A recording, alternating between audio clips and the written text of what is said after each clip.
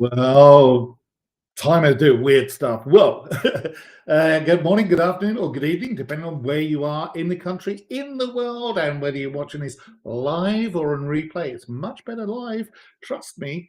And it's a packed day today, and then I'm moving office. So say goodbye to the background here because this will be the last time for this series of webinars that you'll see this particular background. It's all going to be similar but different, shall we say.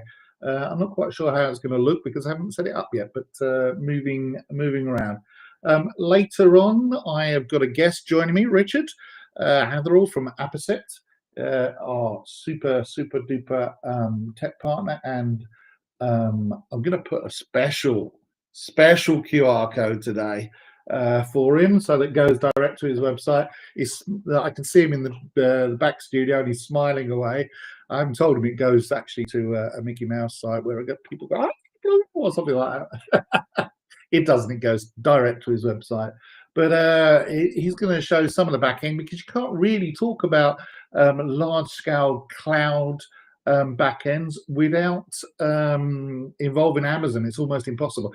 Azure do some stuff, but Microsoft Azure tends to be a little bit more about machines and running machines, whereas Amazon's much more established as a cloud provider, I think. That's my opinion, and you're here for my webinar, so I guess I get to put my point of view across, but other people may say no, that's not true. Oh, I asked Paul why. He said, why I feel left out. Hello, Paul. I'm going to specifically call you out and say, hi, I said hey to you last week.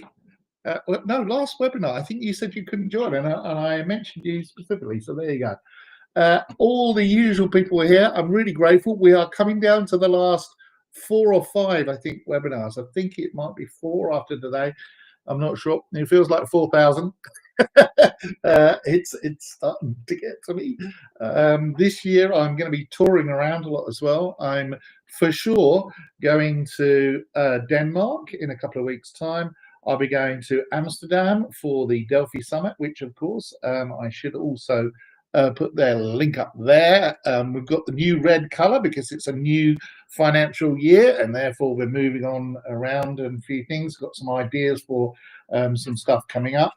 And my dog is now deciding to go off. She's the one that gets all the dog hairs on me. But yes, I'll be in Amsterdam, and then after that, I believe I'm going to be in Germany, and possibly somewhere else in Europe. I'm not sure if I can say where it's going to be, so I'm going to keep quiet about that. And then I've been invited to Poland, but I'm not quite sure whether we'll do that live or in person. I'm also appearing virtually, I believe, in Australia. So if you don't see me for a while doing webinars, it's because I'm doing lots of other things as well in demand. And talking of Poland, dzień dobry to Marcin, regular viewer, and emailed me a few times as well about various things. Ignacy, obviously one of our regular people as well. Hello. They're pleased to hear from you, and I've already called out Aaron Stone, but we'll put his little message there from Nantes in France. And Francis are giving me my weather update for good old Blighty. Although I suppose I could ask Richard. Richard, is it cold over there? I don't know. I think you would say it's warm, and I would say it's freezing. JP from the Taurus TLS project. We're working on some stuff to do with C++ at the moment. There's a little issue with C++ Builder which we're trying to resolve, but it's not JP's fault. It's something to do with what's going on. And David says we want more in. Well, I'll tell you what, a big compliment coming from David I when he says he wants more of you, because there's the man. I mean, I'm joking when I've said this before. David I effectively invented the job I do, which is developer advocacy. And so, and David is semi-retired, as he says, and yet he's more active than anybody else I know. He's a great guy, and we all love David I. Anybody who's been around with Delphi and C++ Builder for a while knows who he is. Hello all again to Bob's Music Channel, and good to see you again. Yes, hello there. And Paul says, thanks, Ian. Yes, of course. I'm going to get onto my slides shortly, but I'll make sure I just call you out. They're doing AI clips. The studio stuff I'm using generates automated AI clips, which is hilarious. And one of them was saying like, "Oh, how good I interact with the audience," which is, you know, some people don't like it, but many people do. And it was all me saying hello to Germany, hello to Tunisia, and things like that. So, it is what it is. Hello there. There is a message there from Cesare Dan. I don't understand what it means, so I'm sorry, Cesare Dan. I can't put that up because I'm not sure what language is, and I'm not sure what it means. So, with respect, it's probably hello or something very nice. But if I don't know what the language is, I can't put that message up just in case someone's saying something crazy like kill all humans or something. Maybe it's an off the wall AI that wants to annihilate the human race. If you're going to put a message in, if you can use English, because that's the language I speak. I do understand French and Spanish and Italian and German enough to know that whether it's okay or not. But I would prefer use English. If you're not sure, go to Google Translate and translate it into English. That would be really great. It's nothing. I'm not accusing anybody of being offensive. It's just obviously I have a job that I have to stick to make sure that. Come to Poland. We are waiting. Yes, of course, my friend. And having a stepfather is Polish, I do feel a certain affinity with Poland as well. But I will go anywhere virtually. I mean, Japan, South Korea. I've appeared in South Korea at least once, and Australia a couple of times, I think. Anywhere, if you've got a user group, I'm quite happy with it virtually, like we are now. I'll do it specifically for you, though, for your user group. So if you get some Delphi developers together, or some C++ Builder developers, or Ride Studio developers together, and you want me to appear virtually, I'm happy to do that. I will do that. Physically, me actually flying to the country is a kind of not the best use of my time, but I will do it. Like Italy and places like that, I'm happy to go. It is my job, but budgets and time and all the rest of it, it's not quite so easy. But I'll go anywhere. Fabio Mula from Brazil. Yes, of course, I know who you are. Boa tarde. So good day to you in Portuguese, Brazilian Portuguese. Charles from Virginia. Woohoo! And Fabio, a fan of David I. Of course, it goes without saying, doesn't it? Hi from Bavaria. And Paul says, love Dave, never met, but do appreciate him a bunch. Who doesn't? He taught me a lot, and I still continues to teach me a lot. We talk a lot, on email and things like that, and he keeps coming up with some great finds. He discovers these. I'm going to move my microphone a little bit. Finds these things to talk about, and it's all good fun. Hola, Javier in Mexico. Just down the road from us, really, in Texas. Boyan, of course, Boyan's here. He's always here. Boyan, I love the fact that you join up. I really appreciate it. And we do some webinars with Boyan. He's got some great stuff. How about South Carolina? Or Carolina? Yeah, I mean, again, it's about me getting there. I'd have to fly to South Carolina. But if you've got a user event and you think that it would be useful for me to turn up in person, we can talk about it. You've got my email address. And if you haven't got my email address, then where have you been for the last N number of weeks, the last 26 webinars that we've done in this series? But if you've got a user event or something like that you want to talk about, then email me. And also, we've got some very exciting stuff coming up. We're going to do some hackathons in universities, and I've got some contacts in universities. One of Niklaus Wirth's ex-colleagues, no less than Niklaus Wirth, the guy who invented Pascal and Modular 2 and all sorts of other languages. This guy used to work with him, and he teaches at university now, and he teaches Delphi. Of course.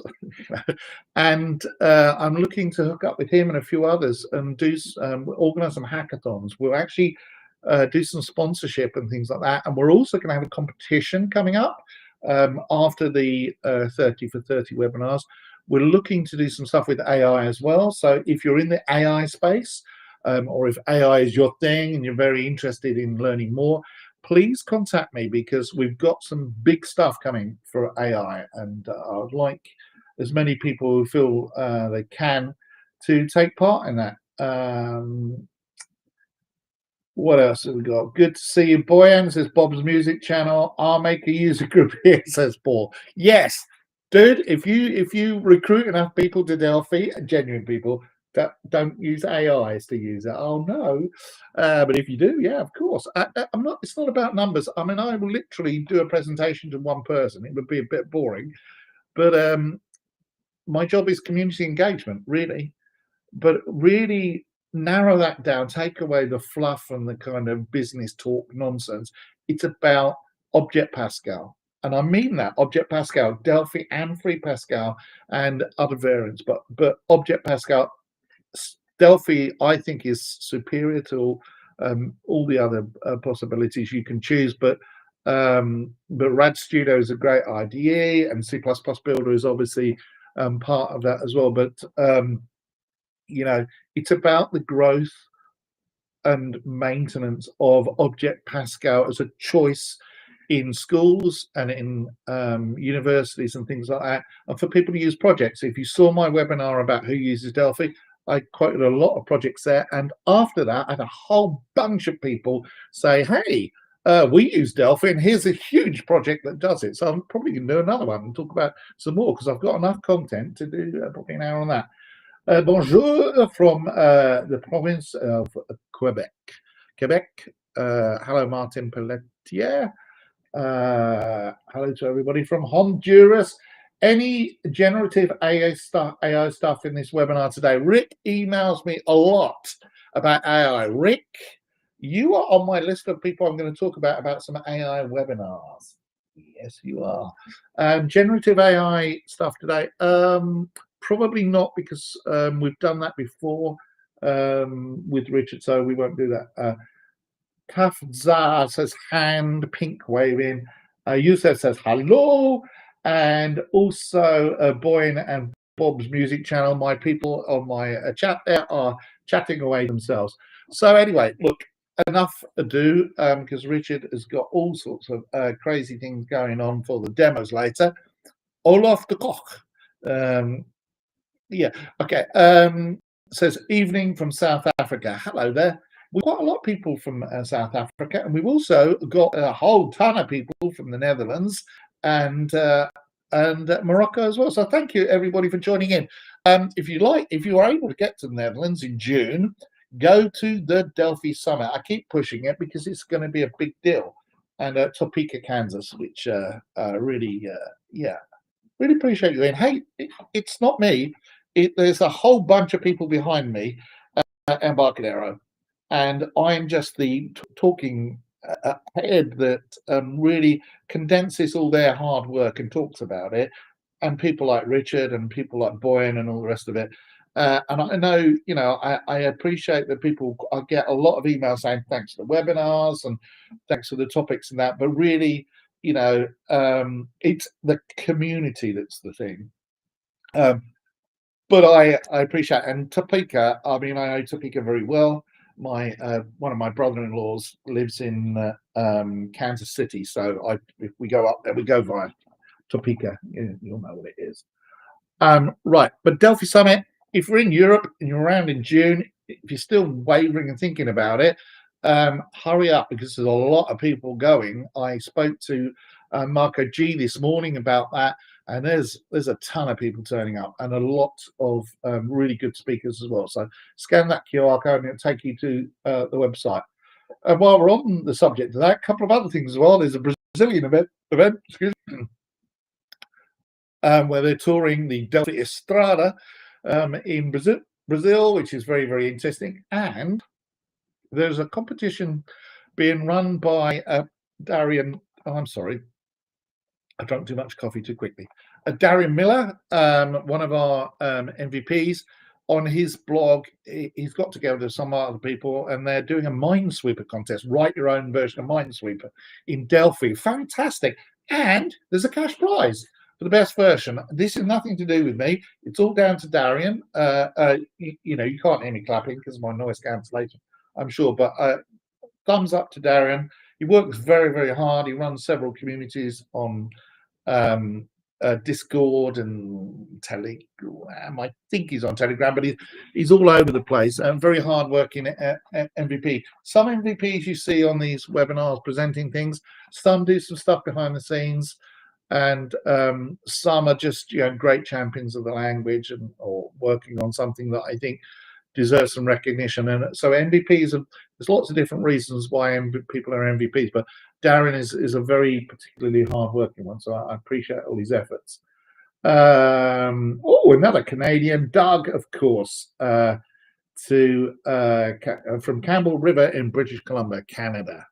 Love Canada. I've been to Canada once time before. I've been to Vancouver, but I'd like to go to British Columbia. It's very beautiful. And Rick says, kudos to Darren. Yes, thumbs up to Darren. Very interesting. Right, so without further ado, I'm going to go to my slides. Let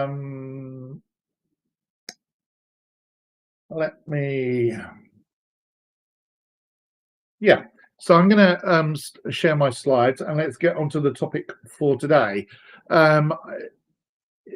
It's an ambitious topic, as you may expect. And by the way, you'll notice if I point that way, you'll notice that my name is not in the bottom left because I know I've discovered that the way that this software works, this broadcast software, which is excellent, by the way, it does have a habit of if my name is shown at the bottom when I'm broadcasting, it covers up links. And it was also cover up a video saying hello from the Ivory Coast. But when my slides have got links in them, they get obscured by that Ian. So I've got rid of that now. But when Richard comes along in a moment, we'll make sure that you all know who he is. So there you go.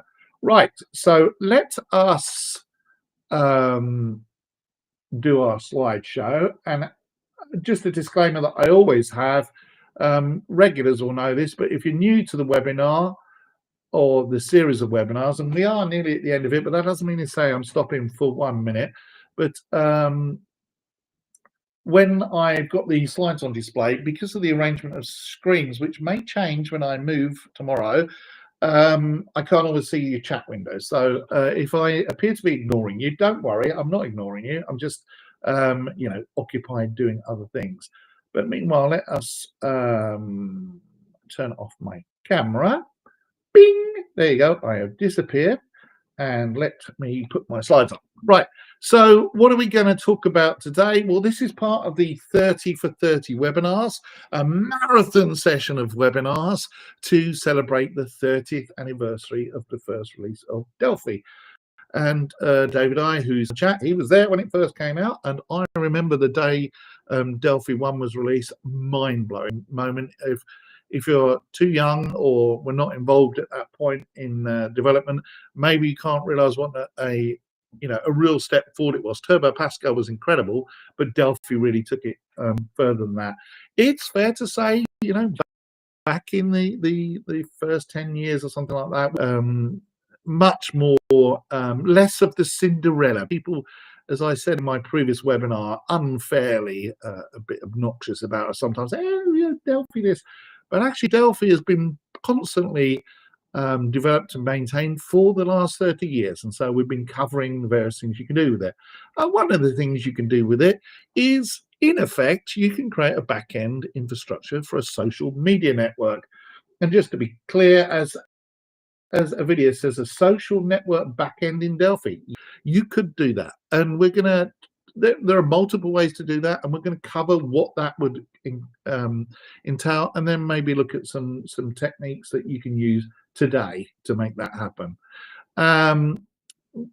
If you're not sure what a social media network is, I'm being careful not to breach anybody's copyrights, but you know, Facebook, Instagram, X, who are the others, Threads, you know, all those kind of things, where it's a mass audience trying to and Avidius is jumping the gun a bit. Delphi Solutions says, hi everyone, Delphi framework. Sit back, Avidius. I'm going to show you exactly what frameworks you can use.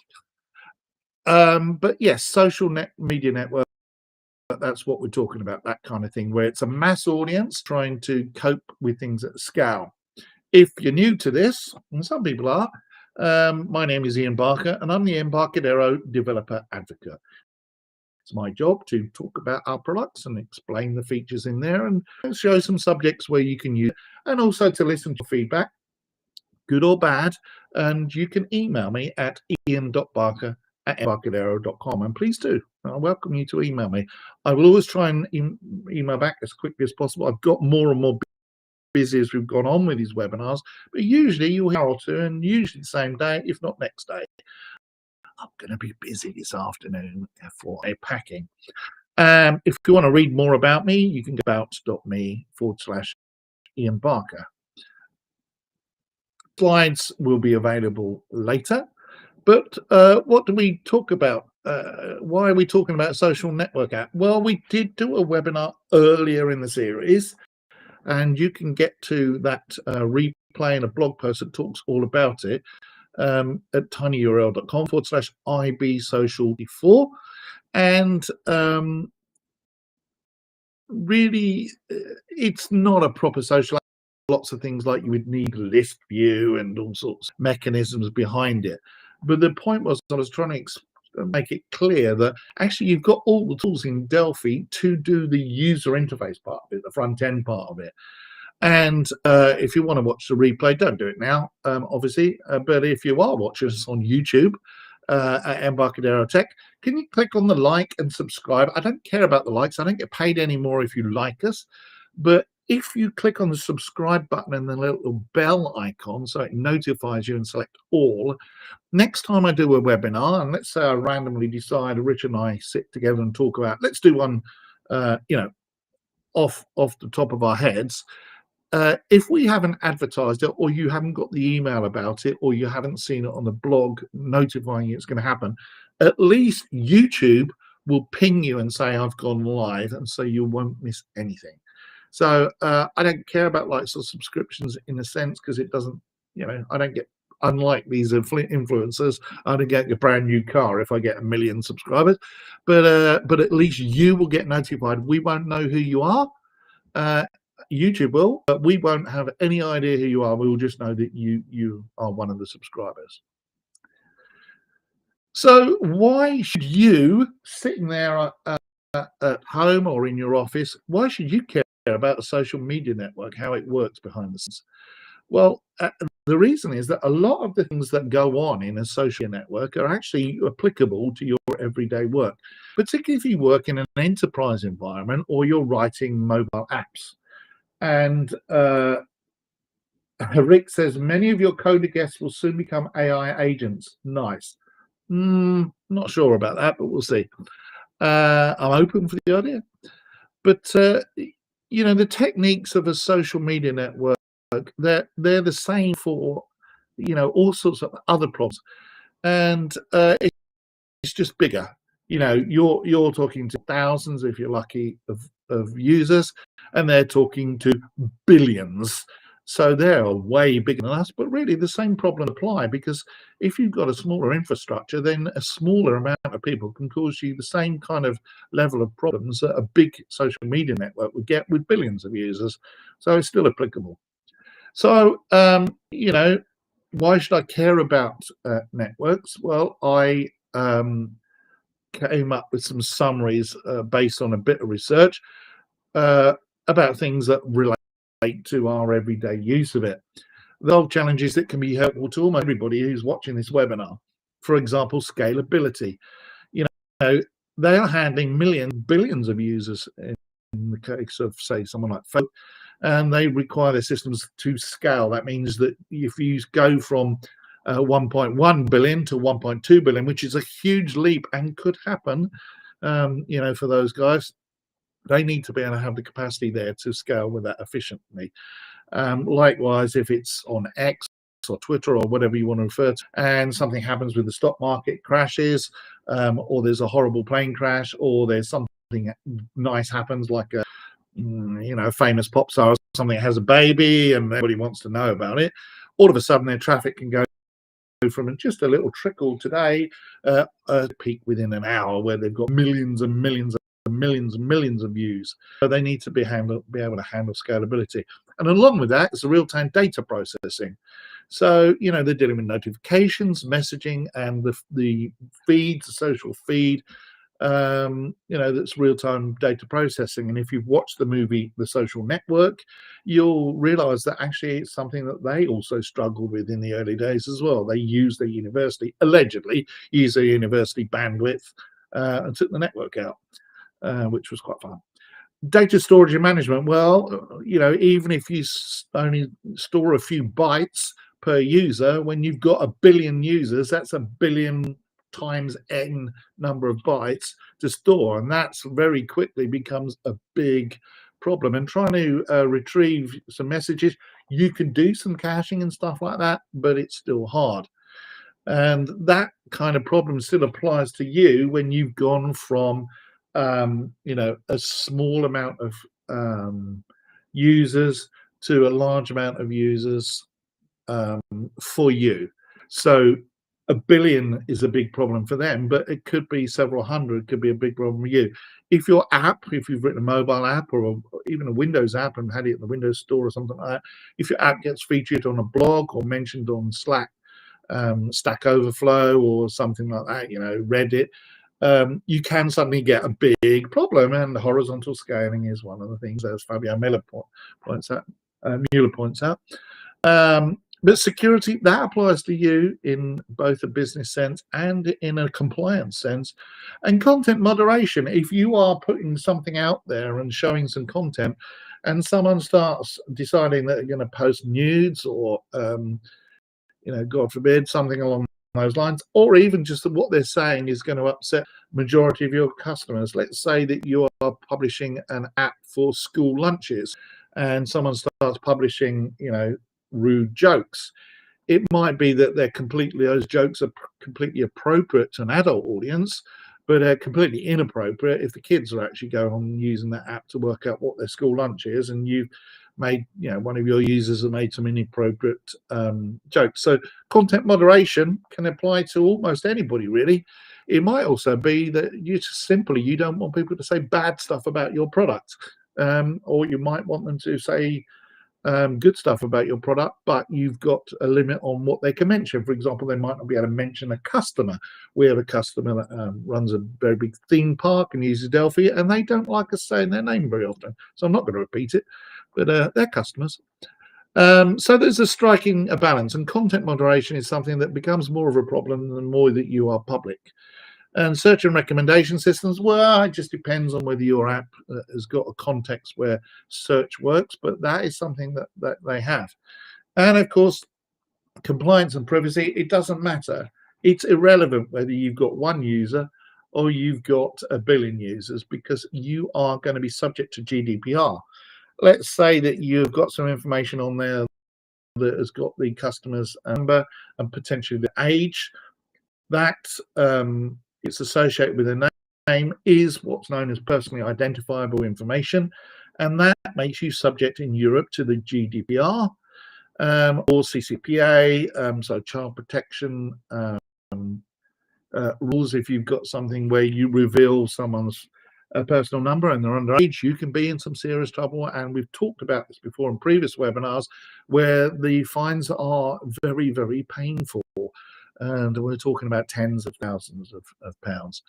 So, even if you get away with not being sued to death by a European Parliament or the American government or whoever, it can still mean that you lose all your users, because as soon as they get wind of the fact that you're releasing their phone numbers by accident, that's probably game over for you and your app is dead.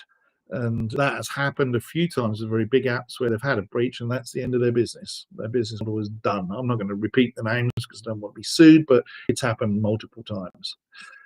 And when you start crossing borders, that's when you need someone like a cloud provider, like the likes of Microsoft, Google, or Amazon, to start managing, rules like whether you can provide to an embargoed country. It could be that you're French and you're not allowed to supply to some countries of the world. It could be that you're based in the UK and you're not allowed to supply to other countries in the world.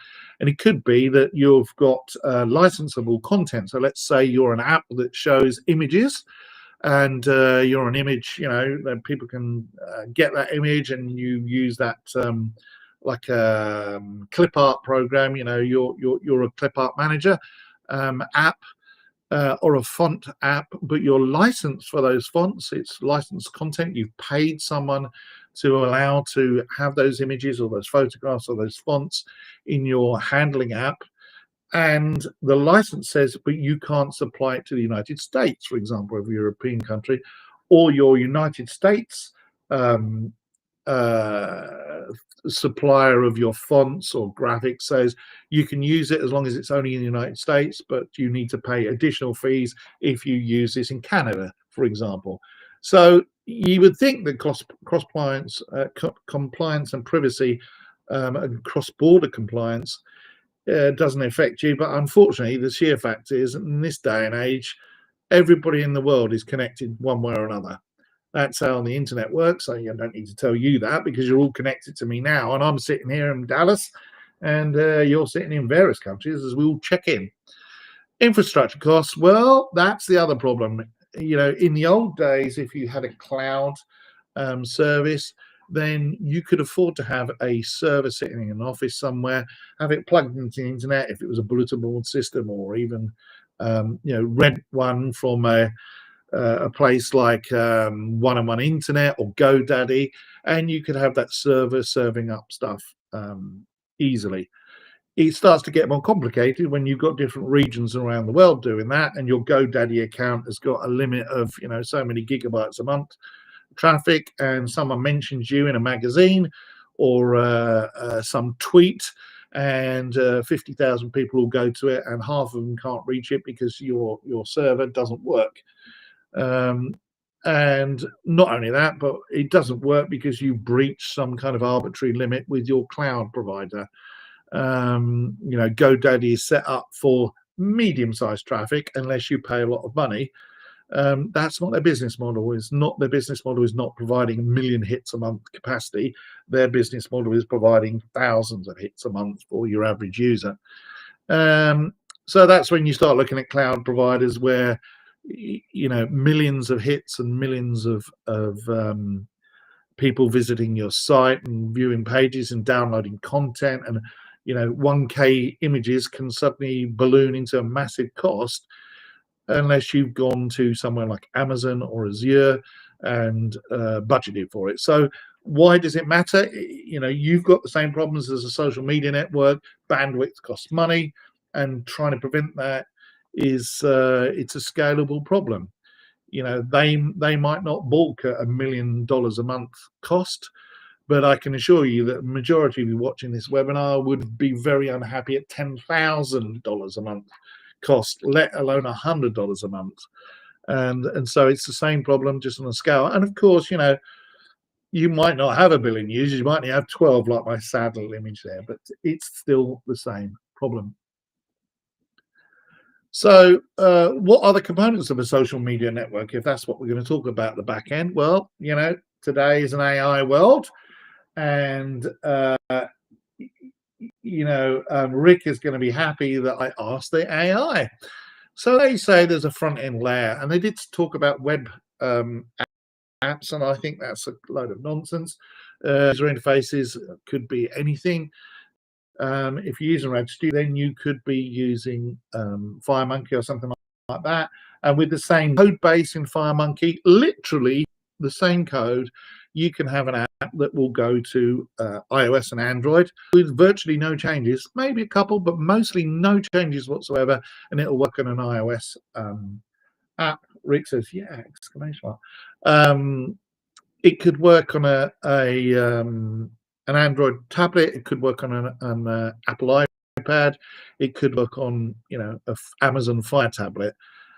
So web, yes, is one technology, but it's not particularly secure if you're doing certain things that require security. API gateway, well, that's the back end that talks to your front end, which could be your FireMonkey app or if it's a desktop app, it could be VCL, and that manages the request that your desktop app is doing. Because if you start to roll out to the cloud you want to be, then you're going to need an API gateway. You're going to need an application logic layer. So that's what's happening in the back end to control what user requests can and can't do, routing and paths and things like that. And also your core social media features, but in your case, it could be simple things like, do you serve this person a graphic or not? Have they paid their license? Are they up to date? Are they subscription customers and is their subscription expired? Have they got some kind of limit? Maybe you only let them download 10 images or 5 fonts a month, and have they reached that? And the other thing is databases, relational databases for user data. Well, you've got to store it somewhere, and you can't really store the authentication or the rest of it on the device. And so you are going to use some form of database for storing the traffic. But when it comes to cloud databases, there's several different options. I'm going to get a couple of them today, and Richard's going to do that in his demo. He's just disappeared from camera. Oh, he's come back again. Relational databases doesn't have to be relational. You can use buckets and things like that to do it. You can use media storage, so those images and those fonts can be stored in cloud storage, Amazon S3, for example, for multimedia and images and sound files. So if you're recording conversations or you're processing, say, audio or something like that, like we are with this webinar, you're going to want to store it there. RTC, real-time communication, search and analytics, again, probably not always relevant because that's quite a specific function. But if someone's searching for a particular image and your business model is to provide images or health records or designs for an airport or a passive ticket or even routing for traffic apps or something like that, then you need to be able to search and do the analytics and the rest of it. The analytics are allowing you to decide who's using my stuff and where are they. And if you're going to do all of that, if you are lucky enough to become successful, then the other thing that you're going to need is a load balancer. And that just makes it so that you don't have one that suddenly tips over when that fool person posts an Instagram message about you or a tweet. And finally, all of those really go hand in hand with things like CDNs, which may not apply to you. And in any sense, you need monitoring and logging. What's the monitoring and logging for? Well, if something goes horribly wrong with your app, doesn't matter. It's a social media app. At the end of the day, if something goes bang, you want to know it went bang. You don't want someone to email you and just say, using your app and there was an error and I want my money. You want to be able to discover what that error is before people complain, and you also want to log whether something's really slow. For example, you might want to say, well, I want to spend a lot of effort on coding a new image editing part of my app, and if you're logging so nobody's using it, you either decide, do I spend my hard-earned effort, my time working on that feature to improve the amount of people that are using it, or maybe you have already done that and you still find people aren't using it. Perhaps you drop that feature. That's what the monitoring and logging is for. So logging errors, but logging users and making sure, you've got graphs. So if you do start to consider selling your app to another company, selling your business, and you want to have some statistics, and the analysis, monitoring and logging will all go towards that. The first thing that anybody who's going to buy you out will ask you is how many people are using your app, and the main metric that people have is called active daily users. You'll see this come up quite a lot in Silicon Valley, buyouts and things like that. How many users do you have, and of those users, how many of them are active? You need monitoring and logging for that. Otherwise, you've got no idea. It's just a guess. Well, we've had 50,000 downloads. Great. You have 50,000 downloads, but as we know from Silicon Valley, when they had their app downloaded, a lot of people downloaded it and then nobody used it. So it's no good working just on the basis that you've had 50,000 downloads. Hey, you're a massive success. But if nobody uses your app, particularly if you have offer as a service model, where you are being charged, you're wanting to charge customers each month to continue using your pro version of your app. You need to know how many people there are that are doing that, and whether projected forward, is your traffic increasing, of the amount of people that are using your app increasing, therefore you're going to be profitable at such and such a month or such and such a year. All these are the kind of things that a proper business model app developer needs to understand. And what the AI didn't mention, you also need money, and quite a lot of money if you're going to go and compete with Facebook. Good luck with that, by the way, because you might as well have the entire richness of France, for example, in order to compete with them. But even on a small scale, if you start to look out to broad horizons beyond just a simple little toy app, a little hobbyist app, then you are going to have some investment. Now that may be that you want to go to an investment say, I've got this app, it's being successful, but I need someone to help back me. Again, without the monitoring logging, forget it. Not going to happen. They're going to want facts and figures. And the process, if you do need money, using other people's money is much more fun than using your money. Although it's a little bit more stressful because they start getting a bit antsy when they don't get a return on their investment. They may say things like the rule of 7 and the rule of 12 to you, and that is where you work out how much putting $50,000 into a business, how long it will be before that investment is doubled. For example, that's an economic theory to do the rule of 7, and the rule of 7 says it takes 7 years on a certain level of investment and a certain return, and there are formulas. So yeah, you need to know all these kind of things if you're going to compete at a level.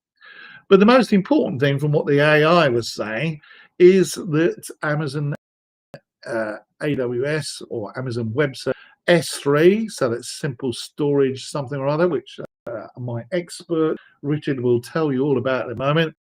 That is one of the things they say is common, and in fact nearly any network out there is probably using Amazon at scale, and they're using it for cloud storage because that is what Amazon's very, very good at. You would think that Amazon's main business model is delivering a new pair of slippers to you next day before 10 a.m. and your next door neighbor coming and taking your box by accident, or or some kind of light bulbs or something like that. But actually, they make a whole ton of money through the cloud storage, and that's probably the most cock end is Amazon. And we've looked at this kind of problem before, and we've looked at some of these techniques. So I'm just going to remind you of what you've got in the 30 for 30 webinar series. So when you go back and review it, and if you look in your IDE down the welcome page, and that's the welcome page that's up there, on the right side it says learn. Go back there. We've also got a playlist with all the 30 for 30 webinar, and we have covered already some of those topics. One of them is authentication. We looked at OAuth 2, and also the ability to log with Google, log in with Facebook, log in with Microsoft. And we also talked very briefly about Amazon Cognito, which is an authentication technology, which Richard will much more competently explain than me. But we've talked about authentication as well. Storage, we've also looked at things like database, where you can scale up very easily from a little local mobile database on your phone or tablet, and you can scale up easily to a full-on server with all sorts of built-in encryption at rest, which is one of the requirements for European law, and row-level encryption, and all sorts of exciting things like that. MySQL, where we showed the 64-bit IDE for RAP 3, where you can now use their native driver because they only supply drivers for 64-bit Windows, because that's the way everybody's going. And we also looked at FireDAC as well. So FireDAC is the database layer that comes in RAD Studio Enterprise, which you can get it in Pro, but it's not really designed to talk to the kind of setup they were looking for, professional enterprise ready app. And as I said before, the de facto cloud king is Amazon S3, which is why Richard's going to talk to us in a moment. And content review, well, we talked about that very briefly to do with Amazon recognition, because you can stop people, you can detect nudity and profanity and things like that, which is quite useful. And also background processing, so SQS, which is an Amazon feature, and elastic compute, which is where your server automatically grows. And Richard will correct my useless definition there, but it all grows and scales as you become more successful. And the other things that's becoming more and more important are two things. First of all, notifications. I showed you in a very recent webinar, I think it was not the last one, but the one before, where you can use Firebase Cloud Messaging or FCM or Amazon Simple Notification Service, SNS, and you can use that with Apple Push Notification Service as well. So you can process notifications very easily. In fact, next week, desktop apps, and probably include some of that in there as well. But we showed mobile apps, very popular webinar. I had a lot of people download the example, and in fact, I'm going to just put that up now. If you liked the notification webinar, where is it? The QR code. Oh, I haven't got it. Okay. All right. Well, sorry, I'll show you at the moment, but it's on my GitHub. If you go to github.com/check digits, which is me, and then look for the notifications one, you'll see it there. And a lot of people liked it. The translations, well, you would say really important nowadays, and the answer is yes. Actually, it is quite important, because if you look, becoming very common, and it's bringing, and the internet is bringing the world together, and that means that sometimes the people you're being brought together with, if that's grammatically correct, do not necessarily speak your language. And so, for example, here's one from by Polish people out there. Hello, dzień dobry, and they're posting a translation there, and if it's in, and LinkedIn automatically detects, hey, this isn't in English, because they know what my main language is, the one I speak. So they will offer a little button, a link down the bottom there that says show translation. And when I click on that, it translates that entire text very accurately from Polish. I speak a little bit, bits and bobs, but translates it from Polish into English. And what's funny there is you look up just above the paragraph in Zapraszamy, which is the only sentence that's got Z in there, and you'll see it says Ian Barker, which I had to laugh at, because that's actually my name in the Polish accent, I suppose. But there you go, Ian Barker. But yes, they were saying, oh, there's a thing to do with Ian Barker. But translation, more and more important.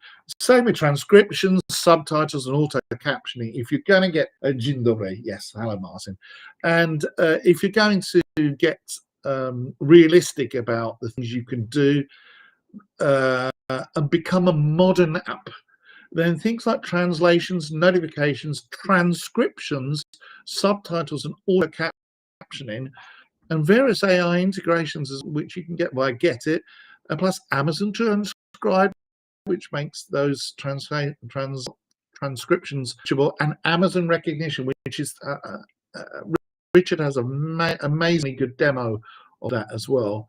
These things are the kind of superpowers that you need to add to your apps. So we're not going to go into massive details about creating a but we are going to do in our demo is show you how you can add some of these kinds of superpowers, and talk about the Appercept control, what they can add to you on top of the things that we've already got built into Delphi and the things I've already shown you in the webinar. So I think it's time for me to get my guest up. So I'm going to stop sharing my screen and go back to, oh yes, I'll turn my camera off. There you go, I'm back again. And just to show that for those that say, do you really know how to say that word properly, this is dzień dobry, This is how it's written in Polish. I do know, and people ask, "Oh, you pronounce it correctly." My stepfather was Polish, so that's why it's one of the few things I know how to say in Polish. I'm not that clever. Anyway, what I want to do is bring up my guest, and I'll bring him up in 3, 2, 1. Hello, Richard. How are you doing? Hello. Yeah, good. Thanks. How are you doing? I'm okay. Sorry that you've had to listen to me talk and talk and talk and in the background, but you know how it goes. No problem. What was it? Hand wavy was your phrase you used, which I thought was quite funny to do. Yeah. Well, the thing is, there's so much you're touching on here that you have to kind of be quite hand wavy about all these topics. And when you asked me how can we show off some things building back end infrastructure, I'm thinking like I've got this whole list of things that you need to do, and I'm hoping we're just going to focus on a few bits right now just to whet people's appetite. The point I was trying to make is that actually, if you go back through the webinars, you'll see that actually I've deliberately been targeting some of these things. And I always say to people, the webinars are quite often not what you think they're going to be about, because the idea is to demonstrate to people how some of these things can work, but also give them a spark of inspiration to see how they can do what they want to do with their own, in their own scenario. So it may be they're not going to write a social media network. And in fact, Ian, you are blurry, it says. Well, it doesn't say I'm blurry. It says that I've got a 2 GB connection. So you are a tiny bit blurry. Am I really? Oh, well, there you go. I feel a bit blurry, to be fair. It's been a long week, but yeah, I mean, the idea is that I don't expect 99% of the people that are watching this video are going to create a social media network. What I think they're going to do is go, oh yeah, actually, I can see the idea about scaling and storage, cloud storage, about S3, which is one of the things we're going to talk about today, and Techstract and all those kind of things that we've talked about before. That's the point. It's not about having a completely working solution. It's about saying, here are some of the things. If you go back through the webinars and look, we've covered most of them already anyway, but we're now going to talk about some specific things. So what do you want to do? Do you want to take over and do your demo, or do you want to chat? I can, we can chat as let me just rearrange my desktop slightly. We can chat as we go.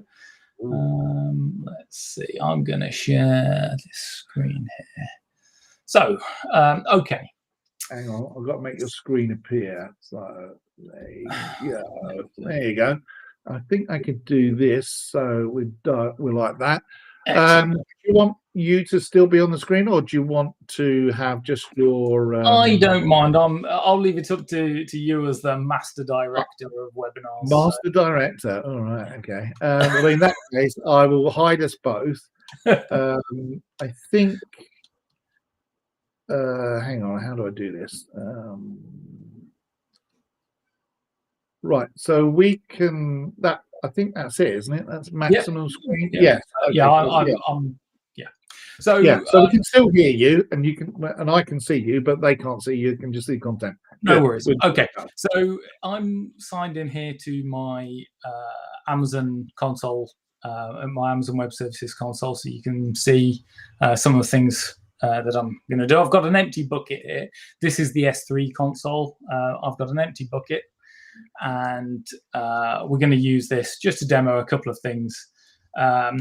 We're thinking about some simple concepts about techniques that are often used behind the scenes of platforms and why they are particularly useful, especially when you're talking about scaling applications. S3 is great for being able to deal with huge amounts of data. So the first thing I'm going to do is we're going to need an object in this bucket. So the first thing I'm going to do, I'm going to switch over here to our S3 Explorer demo. Now, you may have seen this a couple of times in previous webinars, so I'm not going to spend a lot of time on it, but I'm just going to quickly run this demo here, and I'm just going to quickly grab we can see there, we've selected the same bucket, there's nothing in it, but I'm going to click this upload button here, and I'm going to grab this wallpaper here, and I'm just going to say open that, and there we go. It's just uploaded. Okay. So I'm just going to hop over here, and we'll just refresh this again now. Oh, sometimes does that when you're switched into other credentials, but that's a whole other topic. So you can see here now we've got a an object here, wallpaper.jpg, which we just uploaded. So that in itself is nothing that spectacular. It's using an S3, the Apercept AWS SDK, to upload a object in a single go. You can see here it says one part, which is 1.9 meg. But what happens, and 1.9 meg nowadays is that's tiny. So if you're dealing in a social media app and you're sharing all sorts of things, including most likely nowadays videos and all the rest of it. Cat videos. It's always cat videos. Always. Cat videos, yes. So your very important cat video that you need. Yes, correct. I don't have a cat video, but I do have a video of Big Buck Bunny, which is one of the open source Blender project movies, which is very good. So I'm just going to hit open this and keep an eye on the screen carefully. And I'm going to just, if I open this and see, if I just open that up, you'll see it's actually uploading in multiple parts here. So this is asynchronously breaking that file up and uploading each part individually. And you can see the progress being reported back here on each individual part. And there we go. We've uploaded a couple of 100 megabytes there. So everybody's saying your video is very clear. Mine was fuzzy. And also, I forgot to mention who you were when I introduced you, apparently. I just assumed everybody knew who you were, but I put your name up on the screen now. So there you go. Richard Hatherall from Apercept.com. I really should be better at doing this. Maybe I'll demote you from Master Director of Webinars. That's the one, yes. Yeah. I will put up the link later so people can get to it. So, yeah. So, as you can see here, back in the console, we now have the two files that I've uploaded, and this nearly 200 megabytes of file that's a video here. So you can see here, we can go back and look back at the history of the parts. It didn't necessarily do it in the order you thought it was. It's asynchronous. It's it's doing its own thing, but we shouldn't care. But why is this important for things like social media? Well, if you are on a mobile device, often bandwidth is a problem. So you might have awesome 5G and 200 megabytes will upload in a flash, but it might be that you're in a less than perfect spot, and I'm not going to say you all the way back to 2G, but you might be slumming it on a 3G network somewhere, and then you've got the problem that it's going to take longer to upload. But also, what happens if you're in the middle of uploading this 200 megabytes and it errors? You might have got to like 180 meg, and then you've wasted 180 megabytes of bandwidth and it fails. So it's considered best practice in these scenarios to actually break it up and do multi-part, and then each part in this gets uploaded individually, and each part, because the Apercept AWS SDK, just like the official Amazon SDKs, it has a retry mechanism built into it. If the request failed because of a retry, because of an error that is retriable, like an internal server error, which is very rare on Amazon Web Services, but say it could happen. If we get a 500 internal server error, it in theory is just retriable. We just try it again, and if it works, that's great. So we can specify a policy on AppSec AWS SDK to say how many retries you want. And when you do multi-part uploads, each individual part here is going to get that number of retries. So it might be stuck on just 2 or 3 of these parts, and it can just loop back and retry that until it gets it right. Obviously, there are reasons why you only have a limit of retries. Otherwise, you might end up burning, like terabytes of data on your bandwidth and cost yourself a small fortune. But yeah, the gist is a lot of that is taken care of for you by the AppSec AWS SDK, and that is one of the reasons why you want to use a really resilient storage service like Amazon S3. But then, and any questions, Ian, on that, or? You just caught me just as I came back. I was just letting the dog out. Good. Always look at the little preview just in case. No, I mean, the thing that we probably need to emphasize here is, first of all, the components that we're showing there are, you can get these inside RAD Studio. That's right, isn't it? The SDK. Right. And so if they go to get it and then just type in, I think it's AWS, that's all they need to do, I think. Yep. And I think at the minute we're in the promoted section on Get It. Oh, are you? I didn't realise. Oh yes, so you are. Well, there you go. Your Amazon SDK for Delphi. So the key thing that people need to realise is that if they look on the welcome page, look down on that promoted section now, they can get this. They can get this SDK. And what you're doing there, the SDK is splitting that file up. Is that right, or are they? The SDK is doing that. I was going to say. Let me just for the sake of, here we go. There we are in the promoted on Get It. There you go. So that's it. Right. So let's go back to the S3 Explorer, wherever we were. There we are.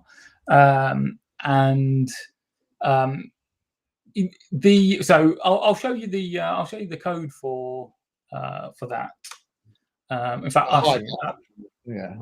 So actually, not the part progress. It's the file upload. Right. So the file upload form, where the file upload happens, you can see here that there is an upload file method, and so it's all code at the minute. There are components coming, so. For those of you who want RAD components, I am listening. There are components in development. I can't share them with you just yet. They're still being polished. But this is a nice demo example anyway. It's relatively clean, and it explains really what's going on in pretty simple breakdown. So we use the parallel programming library to use TTask run to run this in the background, so it doesn't block the main thread. And inside there, you define an anonymous procedure that it's going to run in that background thread. And inside that, we are going to call upload file on the instance that we created called, which is a TS3 object. We don't typically hold on to a TS3 object, just to make memory management a little bit cleaner. Some of these things, they happen across boundaries of applications, and sometimes it's nice to have the memory handled automatically. So there is an I version, an interface of this that we typically assign it to for that purpose. But in this scenario here, let's get into this procedure, the upload file. So we give it a path we want to a file that we want to upload, and we say true to. So this would be like, you've taken a photo from your mobile device, or we have it stored somewhere. There is another patient's records for a nursing app, for example. Yeah. You've got a PDF file that someone sent you an email, and you want to upload it to your I don't know, whatever it is, your enterprise management software that you manage. Yeah, that's what this file would be. The file path there would be the path to the image, or the path to the PDF, or the path to the whatever file it is they want to. It can be any file really within Reason. Exactly. And that's this is the file version. There is an upload stream variant, so you can actually bring data from in-memory streams and things like that, so you don't have to have a file stored. But in this case, where we have a file on disk, because we had a dialog box that said, choose a file to upload, that's why we're doing this version here. And then we say use temp files. In this case, I'm saying true, because what we do then is you can choose between doing temp files or in memory. If you do in memory, it's going to split things up in memory, and it uses a lot more memory. But if you use temp files, it's going to generate a whole bunch of temp files and reduce the memory pressure on your application when splitting up files. So you can choose exactly which way you want to do it, and your choice of that will depend on your use case. In some environments you are constrained by disk space. In some environments you're constrained by memory. So you can choose that.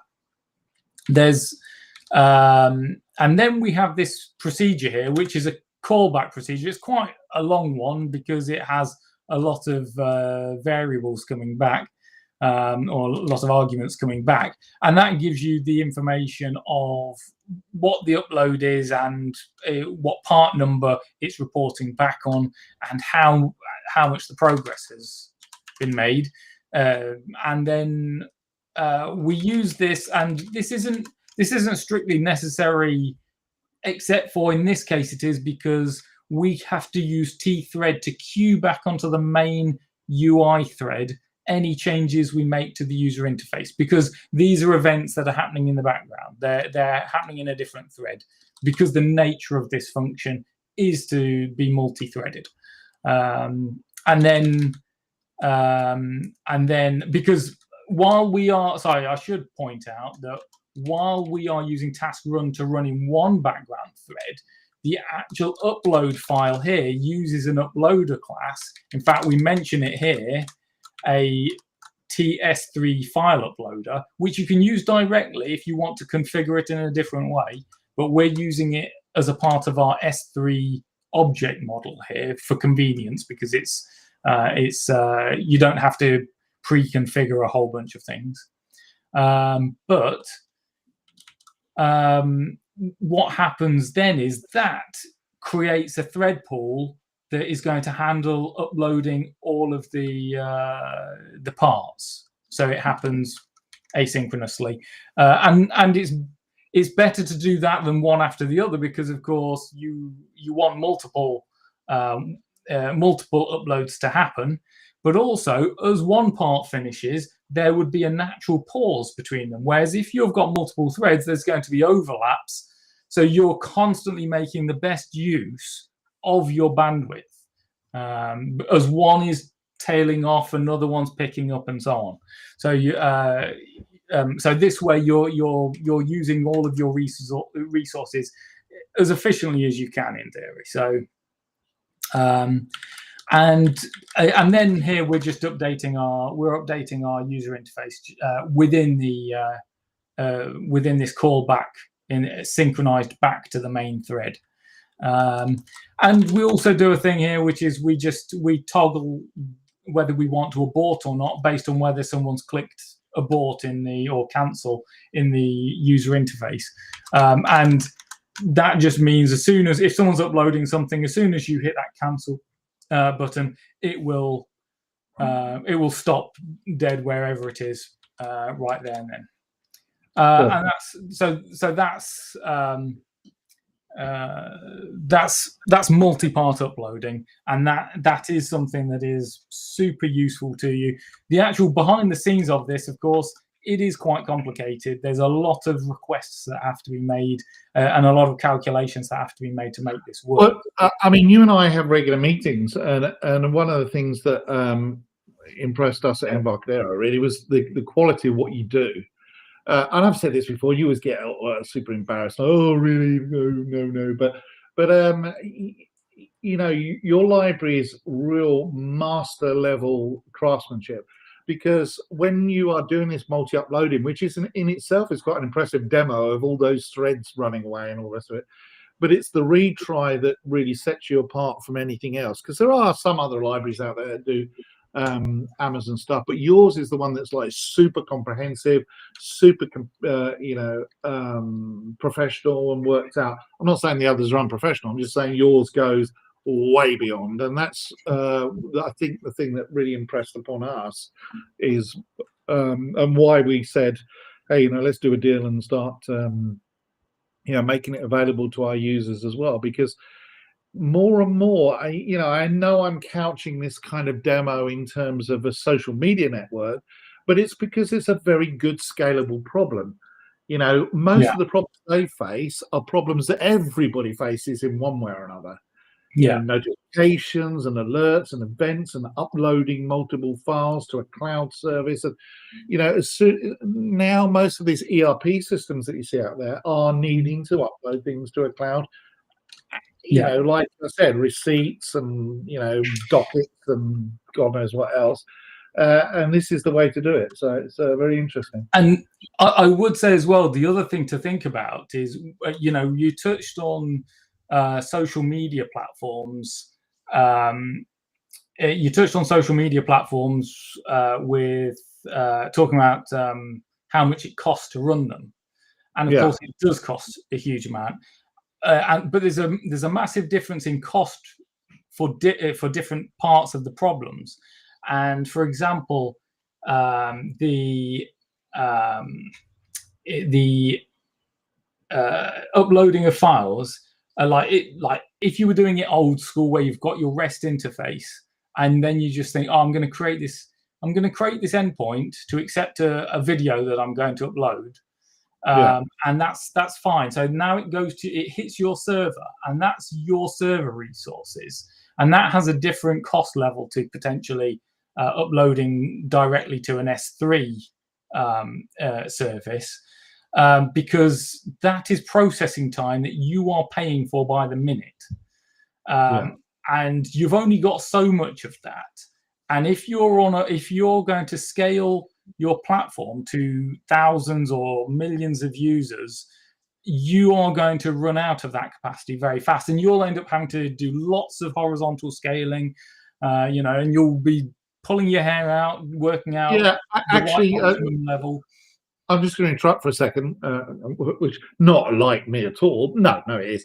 But I didn't really explain what I meant by horizontal scaling, which is adding more servers. That's the easy way to look at it. That is, if your one web server that you've got is at capacity and being overwhelmed and people are getting very slow performance or whatever, then one of the ways to fix that is to use a load balancer and add more web servers, or add more file servers, or add more whatever servers. And that's horizontal scaling. That's what they call it, horizontal, because literally you're not doing anything clever. You're just adding more in the line with a load balancer to answer those requests. Whereas things like Amazon are way more capable of scaling up in a vertical direction.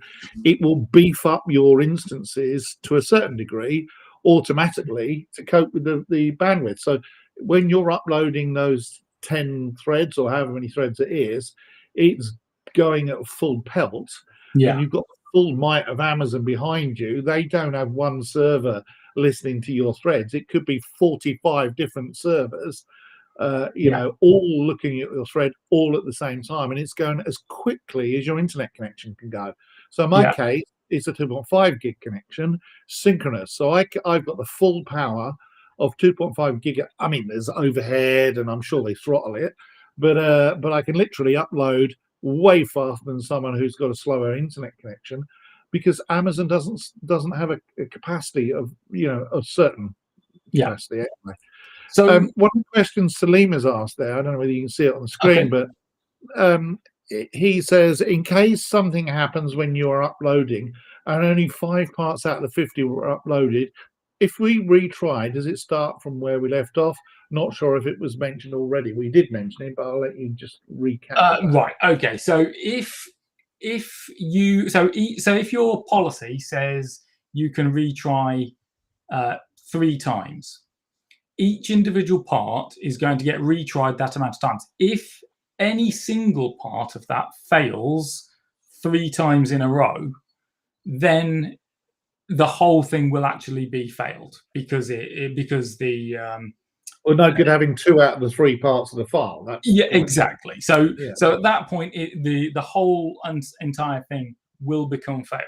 Now, if you then have to retry it, that's again like a manual, a full retry. That is retrying it as its entirety again. It's so in that instance, you would be back to square one.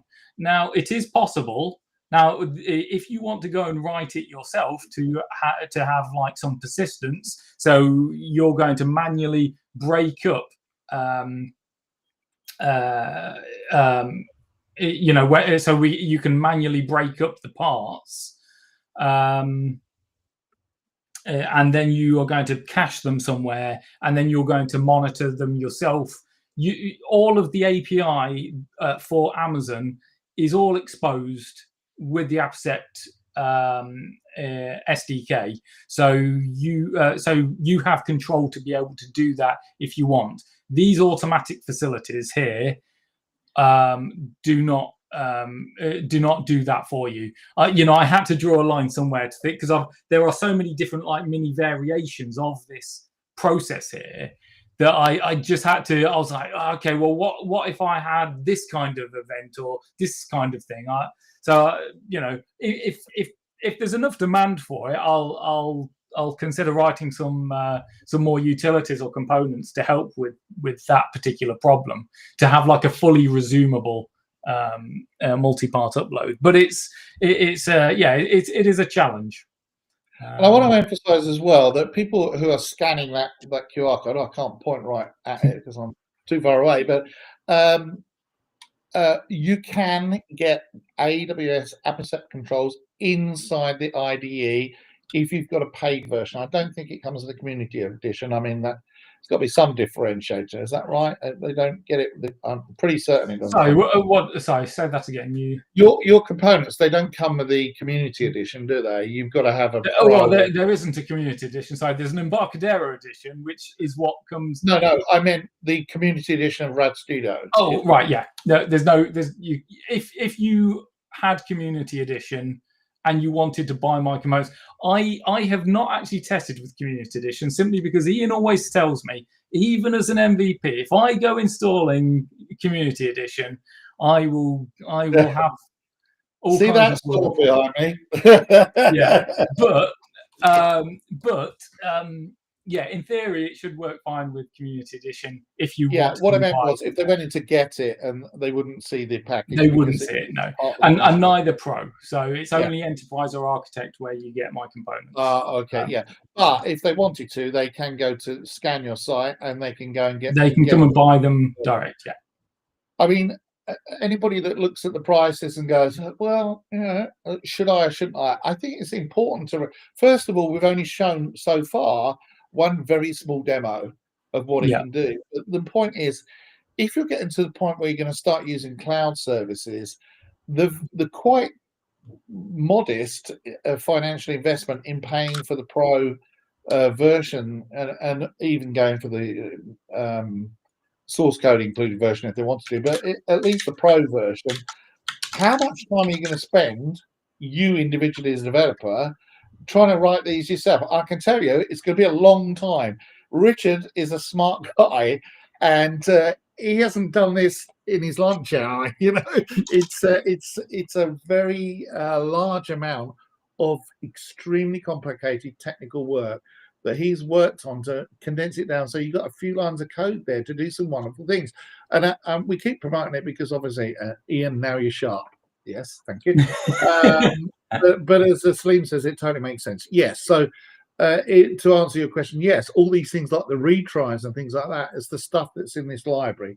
So it's Gabriel likes it as well. It's very good. I like Gabriel. If we want to just have a quick look at just a couple more small demos to continue on with the idea of how to reduce things hitting your infrastructure and lean more on something like S3, you've then got the problem. Okay, so now it's on S3, and you've put it on S3 somehow. Let's forget how it got there for a moment. If the bucket's open and a public bucket, so people can just come along and get access to it, then obviously people can come along and get access to it. But you don't necessarily want to be doing that, because that costs bandwidth to you, because Amazon will charge you for what they call egress. So the more you download from S3, the more it costs. So you don't want anyone coming along and just downloading things from your S3 bucket, because at some point, if it's going to start costing you. But you do want legitimate people who are using your application to be able to download that content. So how do you make it so someone can download it straight from S3, but not using your infrastructure directly? And one of the things you can do is you can employ a technique called pre-signing. So you can pre-sign requests. So what we'll do here is I'll show you this this simple application here. I'll just explain something as well, just to kind of explain like the use case scenario for this. For those of you that are watching, if you've ever done a Google search for something, and up comes, and you're looking for an image of me, for example, or Richard, and what does that Richard Hatherall look like? And you see him standing next to a motorbike wearing a Viking helmet or something random like that, because I'm sure that's the kind of thing he does when he's not on screen.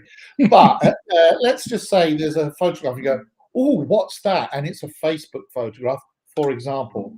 You think, oh, I'll click on that. So you click on that Facebook photograph, and when you go to that image, it doesn't show you that image.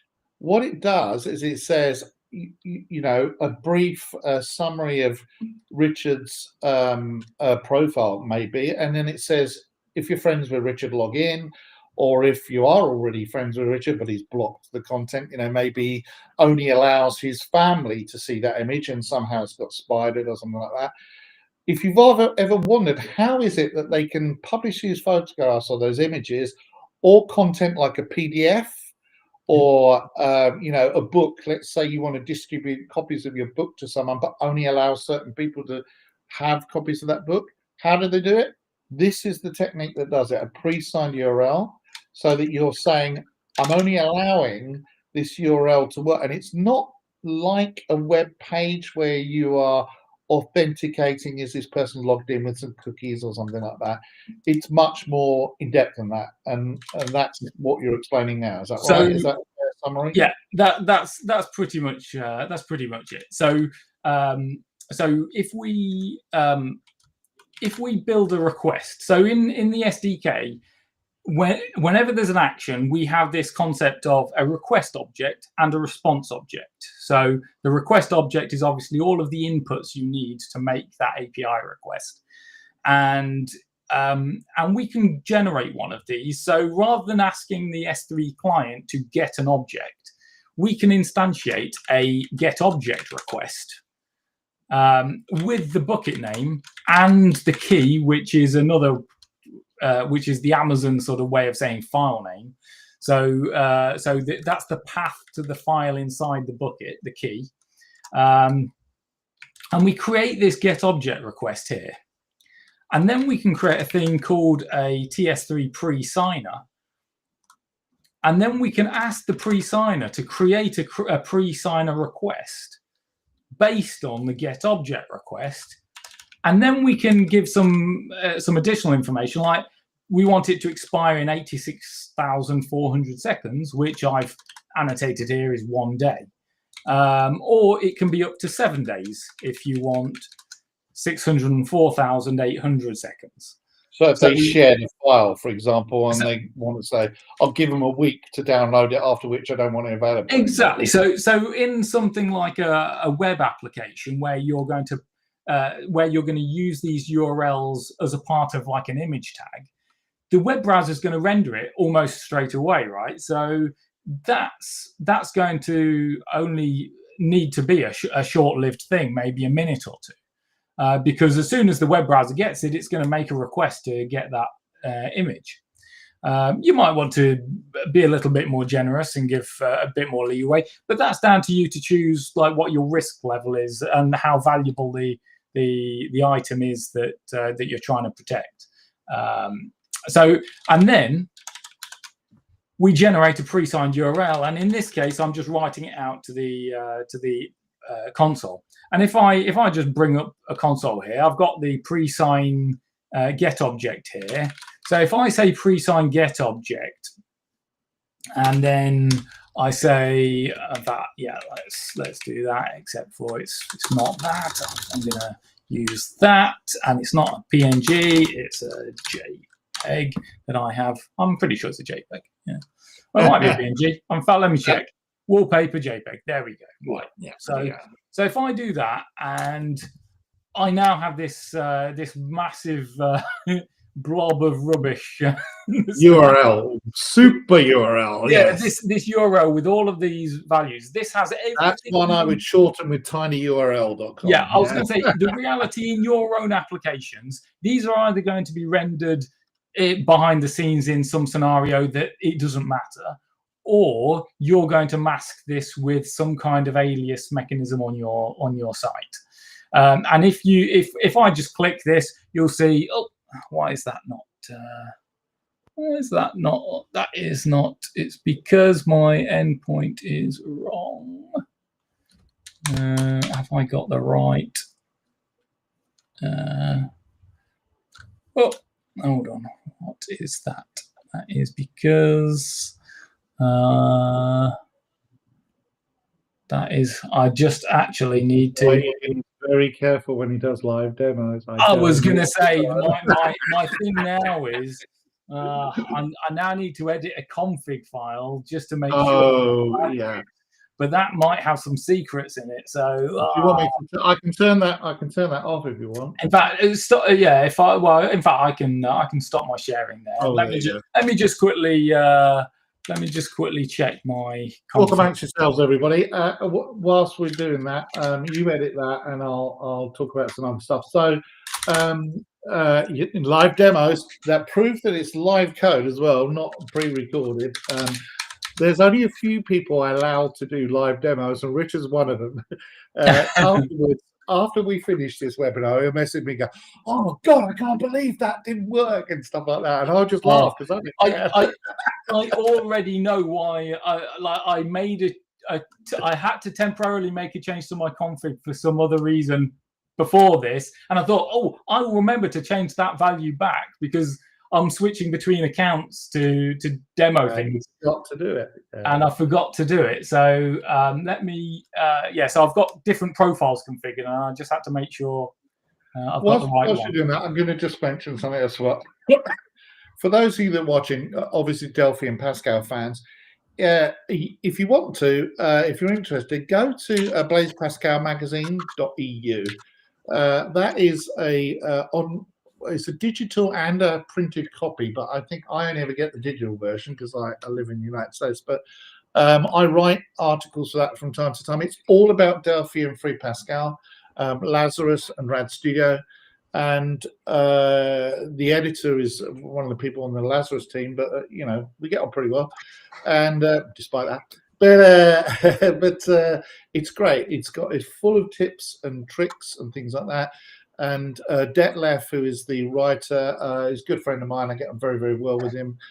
Organise a lot of stuff in Europe as well. But if you want a magazine, if you're interested in a magazine, go to blazepascalmagazine.eu because it's good to see. And also the webinar site as well.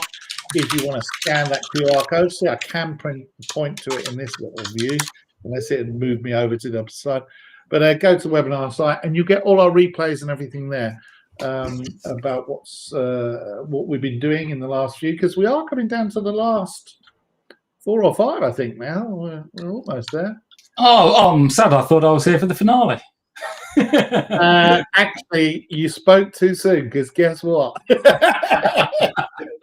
Yeah, the last one's about user groups, and I thought you might like to pop along and have a chat with Jason as well.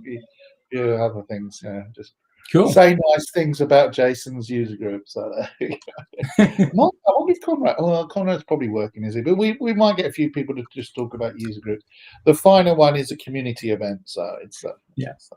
I've fixed my config. I've built for time. There you go. Cool. Okay. Do you want to share your screen again? Oh, I see. I thought I had. Yeah, you have. Okay, there we go. So now if I regenerate this URL with the right configuration, and I go and control click on this, it's downloaded a file, and there we go. It's downloaded that file from S3 that we uploaded there. So that's all very well, except for how do you get it there? In the first place, if you don't have credentials. Say, for example, you're on a mobile application or some kind of web application where you don't have a secure way to store your Amazon credentials. And there are other ways to deal with this as well, like you can use Amazon AWS Cognito, and you can then federate your credentials and do all kinds of fancy things. But if you wanted a more sort of, I guess, simple way, you've got your own authentication system already, so you're not using theirs. You can do the same thing in reverse. So put object is the action to upload something, and if I just go and open this up here, this program, it's a little bit more involved than the last one, because what it's doing is it's going to make a demonstration of doing the same thing to start with, except we're using a put object request. And we have to, when you do a put object, you need to toggle this flag here, signed payload. You have to turn it off. You have to say false on that. And it's because you don't know preemptively what the signature of the payload that is going to be delivered, because someone's not sent you the file yet. So you just turn off that mechanism, but that's normally enabled by default because it makes sure that only the payload that was designed to be delivered is allowed to be delivered. But we're saying in this case, we are prepared to accept that if you are able to put to this bucket and this key, then within the time frame that is specified. In this case, I've not specified the time frame, so it's the default, which I think off the top of my head is like 15 minutes or something like that. So we then generate the pre-signed URL, and we're going to output that for the sake of demonstration. And then we're going to start putting the file, but we're not going to put it with an Amazon Web Services SDK for this demo. We are going to just use the THTTP client from SystemNet HTTP. So regular book standard Indy component type. No, not Indy. I mean, you can do it with Indy, not a problem. This is the bog standard out of the box SystemNet of course. HTTP library that comes in. What I meant was you can use anything that you've got to use. You can use anything. So you can. So in theory, you can, if you've got a REST API that's a web client that's written in some other language, not Delphi at all, that is your front end for some reason. Would you do that? I know, yeah. But some people do choose to do these things. Cool. But for those, for the sake of harmony in the world, we might be dealing with a client that's not Delphi. So what I'm saying is, it doesn't matter what the client is, but I'm just using the most basic client. Well, I'll give you a scenario where that could happen legitimately anyway. It could be that you've written a Delphi app that actually interfaces with a third-party piece of kit. For example, a medical scanner, some kind of security camera, anything that is possibly, like a central heating controller, or anything that's got some kind of data that you want to upload to a bucket somewhere, and you want your app to be in control of it, like a smart app type thing. Yeah. And so what you do is you generate this pre-signed URL request, you pass it over to the SDK, the external SDK, and then that uploads it to your bucket. But your app, your Delphi written app, has controlled that. And so, it may be that their SDK would never, ever in a million years be able to support this, but all they can do is just copy stuff from one place to a web destination. Curl will do it, for example. You could do it with Curl, or you could do it with wput or something like that. But it could be a Linux machine, it could be anything, and that's what you're showing here, which is pretty cool. So what we have here, is we then just output to the console what the raw data of the request was, not the body of it, because that might be very large, but all of the fundamental bits of the HTTP message that went up to the server. And then we do the same thing on the response. We just log out what happened on the response, just so you can see. So if we go back here, and to start with, because we're going to upload, I'm just going to go and delete this wallpaper JPEG here. So just delete that. And they have this crazy mechanism on S3 that you have to type in permanently delete, and it only enables the delete if you type it correctly. There we go. So I would copy and paste that to a file. Yeah. It's like GitHub. Type in the name of the repo in order to change it. I'm like, copy. So now, always do it. Yeah. So pre-signed put object, and I'm going to put that wallpaper JPEG up to the AppSet demo to wallpaper JPEG.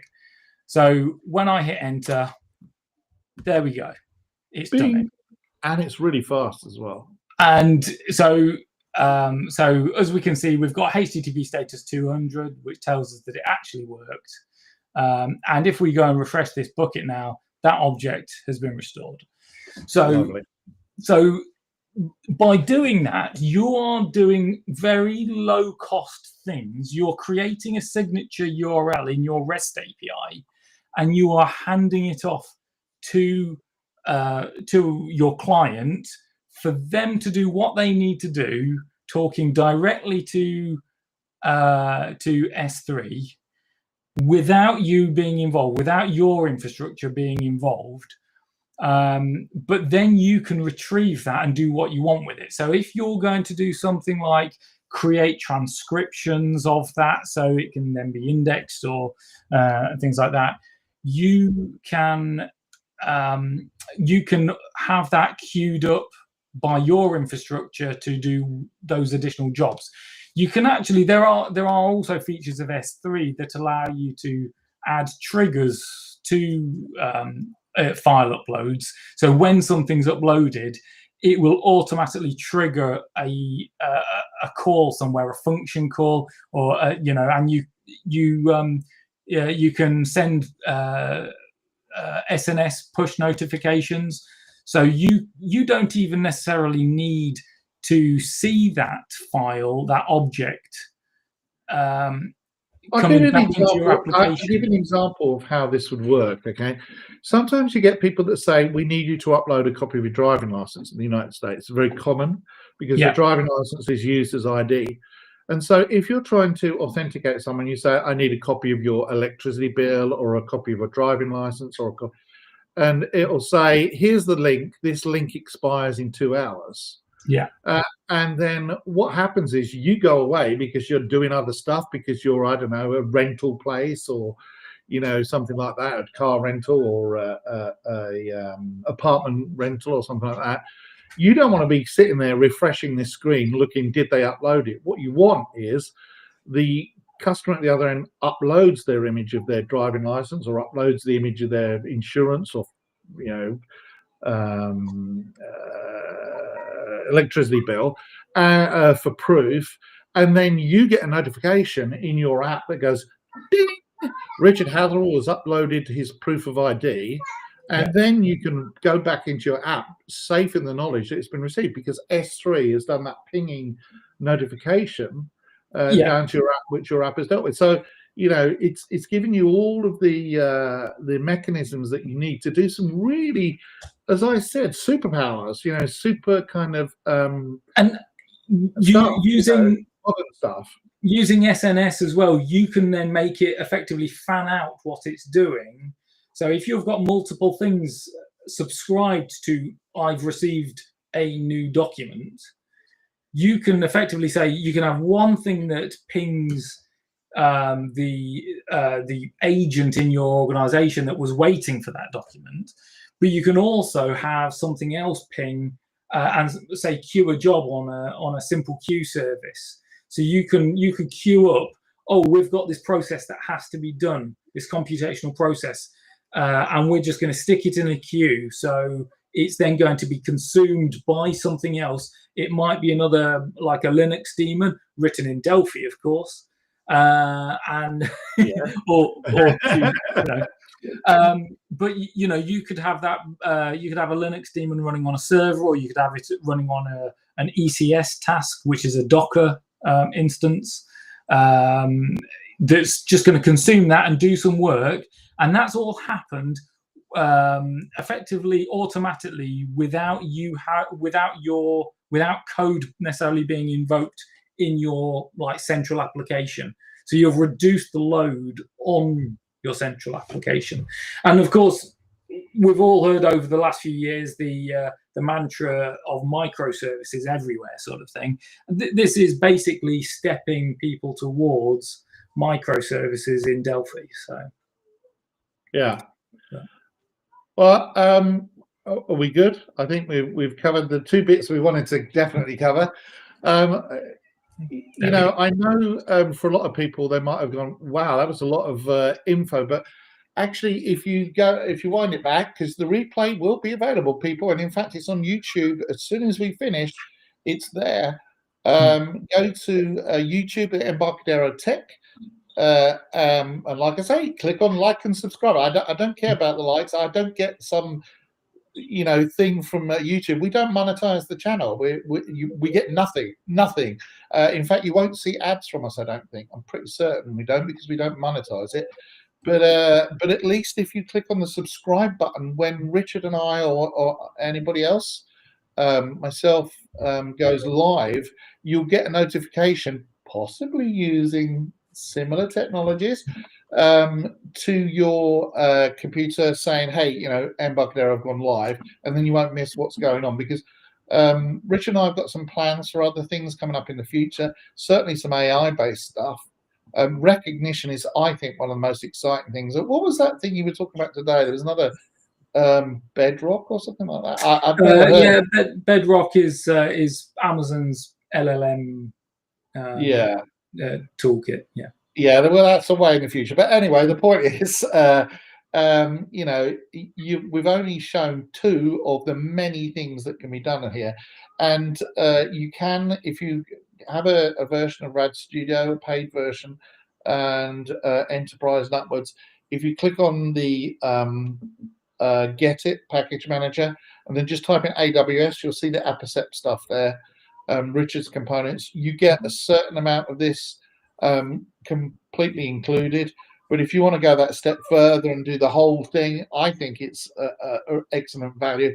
I think look back and have a think about how much effort you're going to put into trying to do this your own code. It's not going to work. You know, it's Richard is an expert in this stuff anyway, but also he's worked crazy amount of hours on it, and I know that for certain. So the pro version is definitely worth it. You know, it's all good fun. Okay, all right. Well, I'm gonna pack my office up in a minute. Weird enough. But I want to thank you again. You're such a good sport for coming along and doing what you do. I really appreciate it. You know, quite often I'll tell Richard at very short notice and he'll turn up and do stuff. So I like people like that. It makes my job a lot easier. I love to talk about Delphi and AWS. So, yeah, well, yeah, it's not a hard subject for you, is it? Yeah, it's good. Thank you for having me. It's been fun. No worries. All right, and like I say, we'll do some more in the future. All right, I will turn you off, so to speak, for now, but I will see you again another time. Cheers all. And I'm going to put myself in Bigand, which I think will do this, or maybe it's this one. Yeah, it's this one. There you go. And I'll get rid of Richard in case you think that I'm Richard Hadell, which of course I'm not.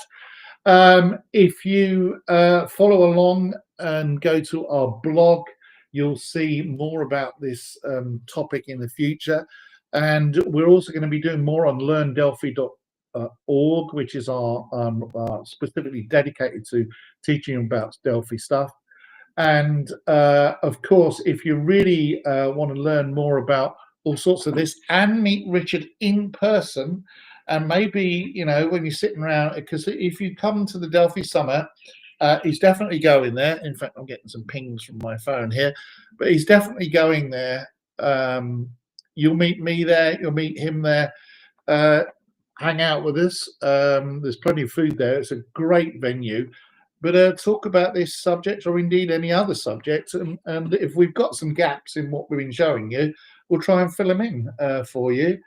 And likewise, as I always say, you know, you're welcome to email me. That is my email address. I will answer as quickly as I can. I am doing a lot of stuff this afternoon over the weekend, so I'm not going to be till Monday. But I do answer people's emails, and it always freaks people out. They're like, "Oh, you actually email answer emails?" No, I really do. I genuinely do. I'm not there for technical support. There are a lot of better people than me doing the technical support, and they're geniuses at it. So you can ask me some questions, but if I don't know the answer, I'll probably pass you on to someone else.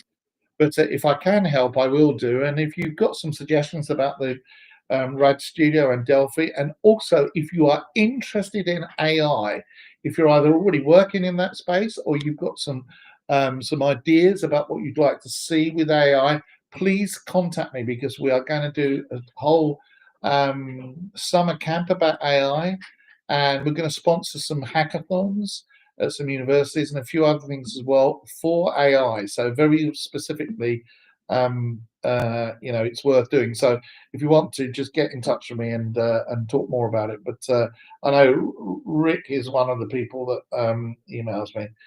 And Richard's still around the backstage, so I can say you've got some people loving what you're doing, Richard. There's some people saying excellent presentation, great topic, great stuff, says Gabriel. Thanks, guys, says Paul. Boyan, who has stuck it out till the end. Well done, Boyan. Thank you. Says thank you, guys, great stuff. Martin says, have a nice weekend. Yes, it's a bit of a hectic weekend for me, a little bit stressful, but it'll be fine. And Ignacy says, have a good weekend. Thank you for everybody who joined us. And thank you if you're watching us on the replay. It's fine. That's what we're there for. You'll find all of the replays and the IDE on the welcome page down on the Learn tab. So if we went a bit quick for you, or some of the information was a bit dense, you can rewind it on YouTube and go with it. And we also turn on the auto captions, I think, as well. So you should see the subtitles, and hopefully if you're not understanding what I'm saying, then maybe the subtitles will help you out. But until then, until next Tuesday, when we're doing another webinar, next Tuesday is how to enable desktop notifications on Windows and Mac OS. I'm going to show you some desktop notifications rather than mobile ones, and we'll probably use some of the Apicep stuff as well. I'll probably turn that on and show how you can do it with that, but also other ways of doing notifications. I'm going to have a service on a server written in Delphi, and it's going to push some notifications down to a Mac app and a Windows app, and you'll be able to see that working live. But until then, I will see you soon. Thanks for joining.